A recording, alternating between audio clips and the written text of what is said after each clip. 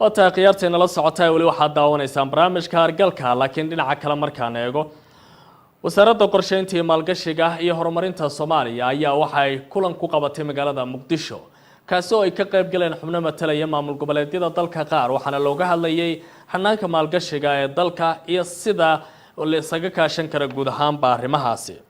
haddaba agaasimaha xafiiska maalgashiga wasaaradda qorsheynta ayaa warbaahinta u sharaxay waxyaabaha shirka maanta uu ku saabsanaya sida guud ahaanba la iskula soo hadal qaaday maalgashiga Soomaaliya. wasaaradda qorsheynta qaranka gaar ahaan xafiiska dhiirigelinta maalgashiga qaranka oo shirkan wada tashi u qabtay heer fiisi labaad maraya waxaynu horey ula soo tashanay heerkii koowaadna oo ahaa wada tashi guud oo hay'adaha dowladda federaalka Soomaaliya oo ay ka soo ajiibeen runtii aad looga mahadcelinayno dhammaan hay'adaha ay qoseeyeen xafiiska madaxweynaha xafiiska ra'iisul wasaaraha hay'adihii gaarka ah iyo andhaha wasaaradaha runtii dalkan u ah xag maalgashi iyo xag horumarineedba guddiga dhaqaalaha iyo qayb muhiim ka ciyaara ama ka ah marka hay'adihii dowladda federaalka Soomaaliyeed oo ka dhamaanay waxaan qabanay shirkaas 24 bishii la soo dhaafay Luulyo maanta halkan waxaan isku nimid anagoo la tashanayna heerkiisii labaad shirka istiraatiijiyadda maalgashiga qaranka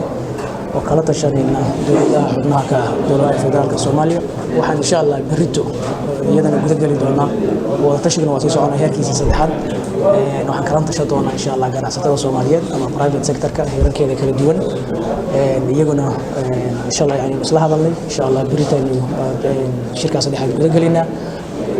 qaybtiisa afraad aan leeyahay waxa ku soo go'aanay doona insha Allah oo tashigaas oo aynu isfahan ka yeelano istiraatiijiyadda maalgashiga qaranka horta shirka waxa looga hadlayaa isfahan iyo wada tashi ku aadan istiraatiijiyadda maalgashiga qaranka dabcan markii aan dib u fiirino marxaladda guud ee dalka in badan ayaa waxa laga sheekeyn jiray ama laga doodi jiray ama fikirka ka hortagga la iskala wadaagi jiray qaab humanitarian ama baahiyaha dalka ku sugan yahay qaab horumarineed oo qorshaha qaranka hadda uu yahay saldhig isla qorshaha horumarinta qaranka oo hadda kiisii sagaalaad aynu ku guda jirno ayaan waxaan ka dhex aragnay fursad wanaagsan oo qabaysa in loo helo maalgashi qorshahaas sida ku fuli lahaa iyo in laga yeesho istiraatiijiyad guud heer